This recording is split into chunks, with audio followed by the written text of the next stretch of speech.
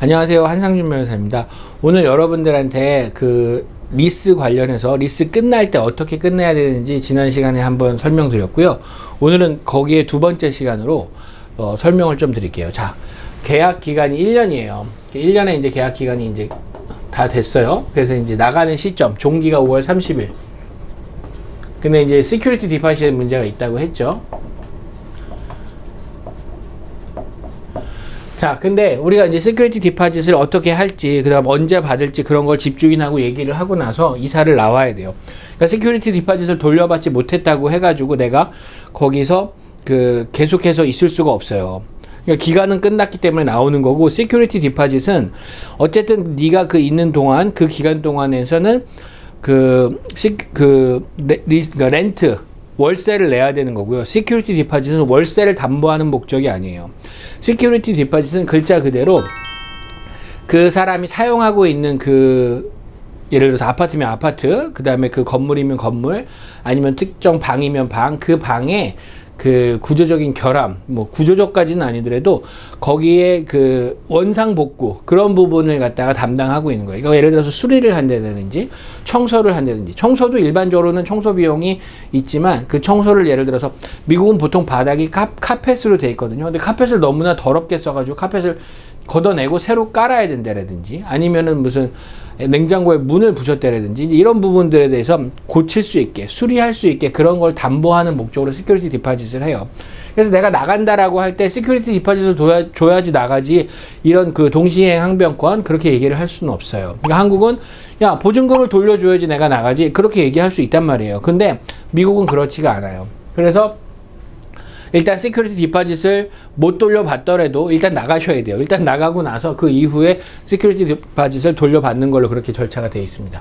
자, 근데 우리가 5월 30일이 지났어요. 그럼에도 불구하고 내가 계속해서 남아있어요. 예? 예를 들어서 나 시큐리티 디파짓 안 돌려줘서 나 못 나간다 라고 이제 버팅기는 거예요. 그렇게 할 수 있을까요?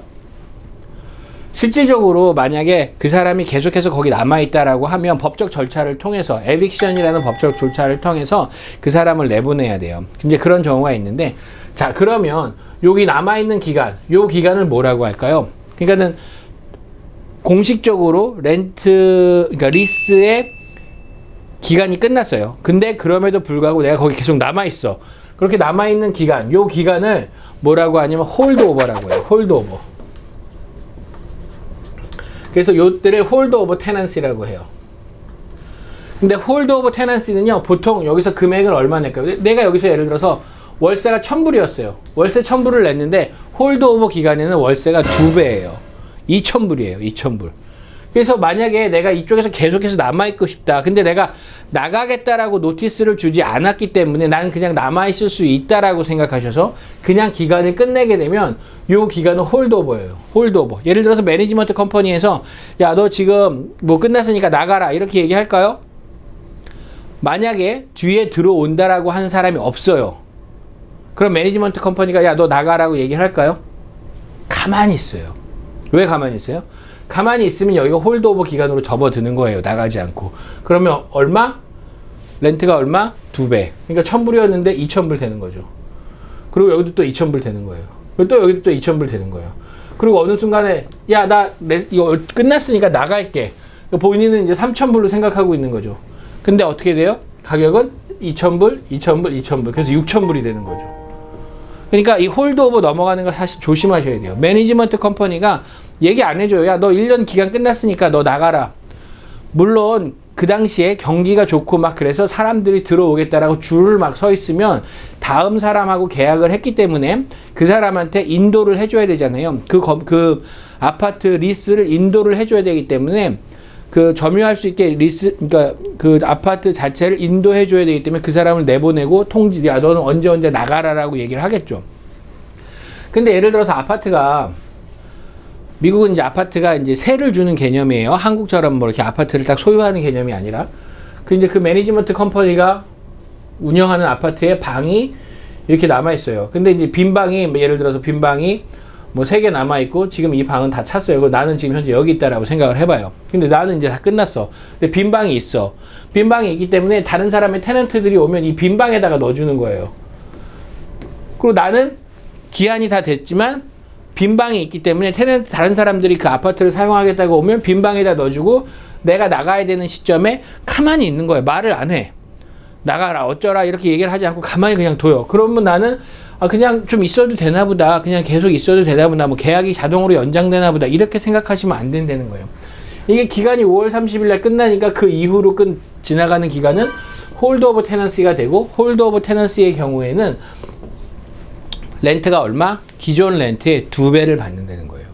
그러니까 당연히 매니지먼트 컴퍼니에서 자 기간이 끝났으니까 나가세요 그러겠어요? 다른 데다가 이제 뭐 다른 만약에 새로운 테넌트들이 입주자들이 온다 그러면 빈 방에다가 넣어주고 나는 그냥 가만히 있는 거 얘기 안 해. 언제까지? 이 사람이 계약 기간이 끝났구나 나가야 되는구나 그런 걸 물어볼 때까지 얘기 안 하고 가만히 있어요. 왜? 이미 계약서에 다 써놨어요. 뭐라고? 홀드 오브 테넌시의 렌트를 2배를 받겠다고. 그러니까 이미 만약에 3개월이 지나갔다 그럼 벌써 렌트비가 2배씩 책정돼 가지고 나중에 문제가 생겨요. 근데 거기다 대고 내가 나 몰랐어. 나 홀드 오버인지 몰랐어. 그러니까 그거에 대해서 깎아줄까요? 안 깎아주죠. 왜? 계약서에 다 적어놨는데. 그래서 만약에 돈이 없어요. 돈이 없어가지고 뭐 예를 들어서 재판에 가야 되고 양쪽 다 변호사비가 나와야 되고 이제 이런 부분에서 문제가 생기면 매니지먼트 컴퍼니가 합의를 해서 세리를 해서 금액을 좀 낮춰주는 경우는 있는데 그렇지 않은 경우에는 거의 이거가 금액을 깎아주는 경우는 제가 거의 못 봤어요. 왜냐하면 계약서에 이미 다 이렇게 쓰여져 있었기 때문에 그런 거예요.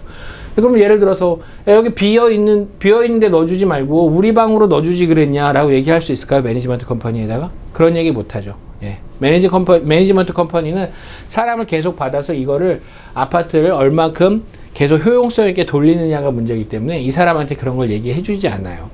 예를 들어서 이게 막 들어왔어요. 막 들어와가지고 꽉 차 있는 상태에서 또 다른 사람이 오겠다라고 하면 당연히 이 사람한테 너는 나갈 때가 됐으니까 나가라고 얘기하겠죠. 그렇지만 그게 그렇게 이제 친절하게 그렇게 얘기해 주는 경우 거의 없어요. 지금 같은 시대에 많이 비어 있다라고 하면 뭐 다른 사람 오면 다 여기다 넣어주죠. 그럼 이 사람은 어떻게 가만히 있으면 홀드 오브 테넌시가 돼서 뭐 렌트를 2배로 받을 수 있는데 가만히 두죠.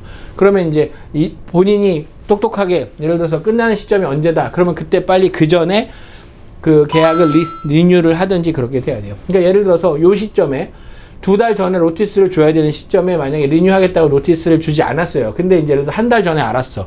그러면 한 달 있다가 나가야 돼. 근데 만약에 이제 노티스를 줘가지고 그때는 뭐 내가 나가지 않고 계속해서 있겠다라고 하면 매니지먼트 컴퍼니가 만약에 방이 비어 있으면 당연히 이 사람하고 계약을 해서 이 사람을 계속해서 잡아두겠죠. 그거에 대해서는 하겠죠. 그렇지만 만약에 줄 서 있는 사람들이 있으면 어떻게 돼요? 그럴 경우에는 그럼 안 한다고 그래요. 그럼 나는 또 어떻게 해요? 이사 비용 드리고 또 다른 비용 또 다른 데 가서 또 찾아야 되고 하기 때문에 굉장히 힘들죠. 이런 부분에 있어서. 그렇기 때문에 여러분들 끝나는 날짜, 그 다음에 언제 나가겠다고 해주는 노티스, 그 다음에 이 홀드 오버 개념, 그리고 시큐리티 디파짓 돌려주지 않는다 그래서 나는 계속해서 남아있을 수 있는 동시이행 항변권이 있다. 이렇게 말씀하시면 안 돼요. 예. 한국하고는 이 부분에 대해서 좀 차이점이 있기 때문에 여러분들이 혹시 미국에서 이런 불이익을 당하실까봐 미리 말씀을 좀 드립니다. 자, 오늘 홀드 오버 테넌시에 대한 개념에서 공부했고요. 다음번 영상에서 또 다른 내용으로 찾아뵙도록 하겠습니다. 감사합니다.